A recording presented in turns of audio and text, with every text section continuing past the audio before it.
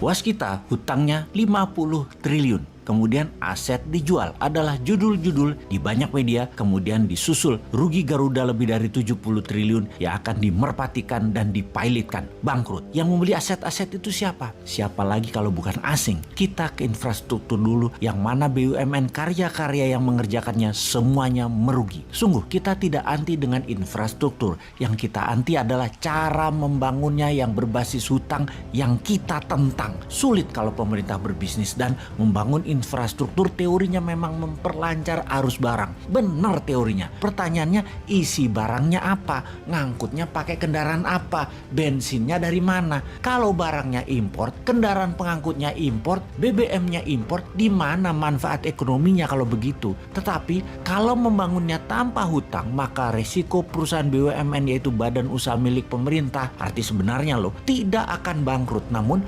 kenyataannya bangkrut karena mati beban bunga. Ada dua hal yang menimbulkan masalah ekonomi yang saat ini terjadi. Karena yang membangun adalah BUMN, maka modal disetor 20% harus free cash. Ternyata BUMN nggak punya uang, jadi BUMN-nya ngutang untuk setoran modalnya. Lalu yang 80% sisanya cari pinjaman bank. Katakan bank BUMN juga. Maka proyek itu di markup agar 20% setoran yang pinjam tadi bisa dibayar, alias proyek itu sesungguhnya 100% adalah pakai pinjaman bunga bank. Karena memakai uang BUMN, maka sejak 5 tahun yang lalu bank-bank tidak memberikan kredit ke swasta, tetapi mementingkan proyek mercusuar infrastruktur gagah-gagahan agar terlihat mentereng, walau yang memakainya untuk konsumtif yang menghabiskan bahan bakar minyak yang impor. Bank-bank dipaksa membiayai proyek pemerintah tersebut sehingga sektor swasta terutama menengah bawah uangnya seret. Duit dikit beredar, hanya 44% dari PDB nasional. Niat memperkecil uang beredar itu kita paham, yaitu untuk merendahkan inflasi, di mana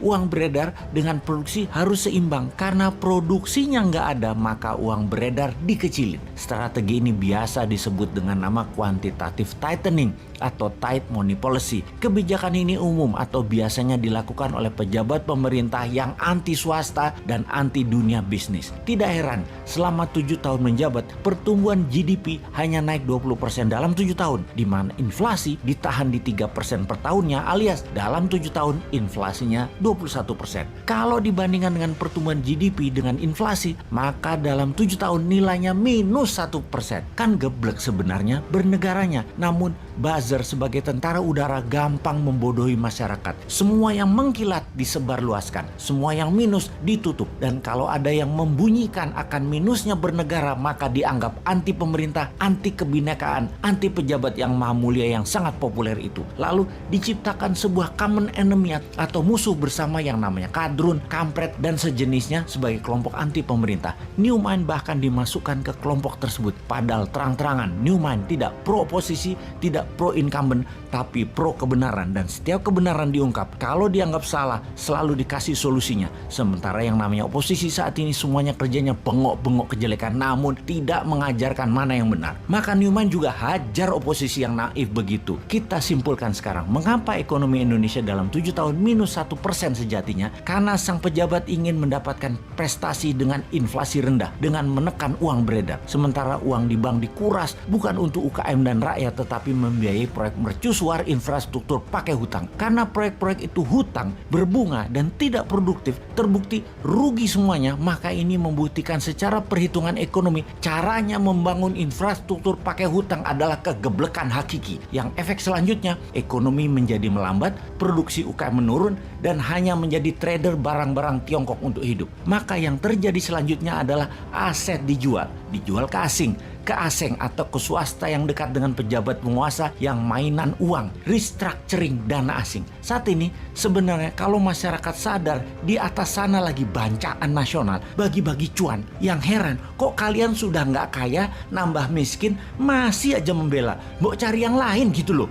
Ketika ada berita di media untuk menjadi dirut BUMN bisa membayar 25 miliar, ini adalah sebuah nilai untuk jual beli jabatan direksi BUMN. Hal ini mengejutkan. Segitu parahnya kah korupsi di BUMN? Kembali pernyataan seperti ini akan menggugah rasa nasionalisme sebagian warga negara yang NKRI. Namun yang mencintai buta pemimpin tertinggi dan yang kagum dengan pejabat serba bisa akan biasa-biasa saja membaca berita tersebut. Sungguh, kalian, wahai warga Wakanda, di mana sih nurani kalian itu? Pandora Papers, BUMN banyak yang bangkrut, ekonomi tidak tumbuh baik, neraca perdagangan minus, tekor dibanding dengan negara Tiongkok yang dipuja-puja. Sumber daya alam habis dikeduk, pejabat berbisnis, APBN tekor 800 triliun di tahun 2022 nanti. Kalian masih berkata kadrun pasti yang anti pemerintah yang paling salah. Segitu gampangnya Anda digeser matanya, bukan melihat kesalahan pejabat penguasa, malah bisa dialihkan dengan buzzer urusan yang salah yang lainnya, yaitu kadrun. Biasa itu di dalam strategi sebuah pemerintahan. Punya scapegoat itu biasa, punya pengalihan isu itu biasa. Namun kalau Anda seorang patriotik nasionalis, faham bernegara, tidak akan goyang cara melihat benar dan salahnya. Belum pernah sungguh dalam sejarah Indonesia ada cara bernegara yang sedahsyat saat ini di dalam manipulasi jabatannya untuk cuan pribadi dan kelompoknya, namun tetap bebas pejabatnya untuk melakukannya.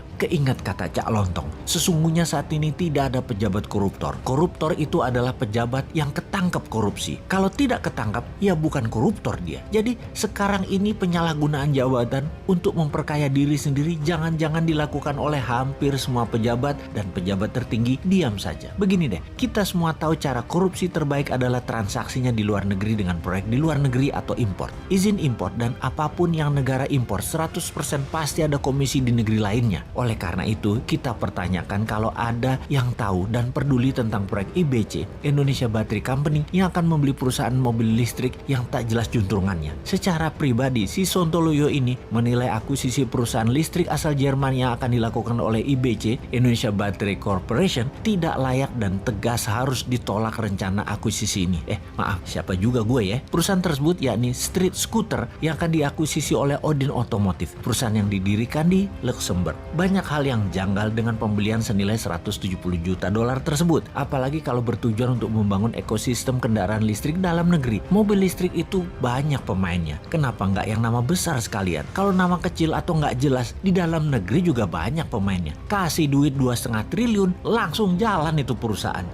Lupa, nggak bisa dimainin harga dan komisinya ya kalau lokal. Oh iya, maaf, lanjut ke luar negeri. Sekali lagi kita bertanya, kenapa mesti beli mobil listrik di Jerman? Apa karena bisa digoreng sahamnya di masa depan? Buat cuan dari papers trading gitu ya rencananya? Sungguh, di dalam pengambilan keputusan, pejabat tidak boleh mengambil keputusan berdasarkan future valuasi. Ini negara, bukan bisnis. Negara jangan berbisnis. Yang untung bukan rakyat, tapi pejabatnya. Kalau pemerintah berbisnis, memang pebisnis berbasis bursa saham yang sering mainan valuasi perusahaan memang sering melakukan bisnis berdasarkan valuasi masa depan atau future valuation. Tetapi mudah-mudahan Pak Menteri yang tindakannya katanya sudah disetujui pejabat tertinggi tersebut, mudah-mudahan pejabat tertingginya paham cara mereka main yang terlihat menguntungkan sesungguhnya hanya di kertas dan jualan kertasnya yang untung. Di dunia nyata atau sektor realnya mah nggak bakal ada apa-apa, apalagi kemanfaatannya buat menyerap tenaga kerja. Jauh panggang dari api. Tapi saya yakinlah semua buat NKRI kok. Bener kan? Kalian kan mau jabat lagi di 2024. Harus cantik di etalase medianya walau terlihat wagu videonya di pompa bensin kemarin.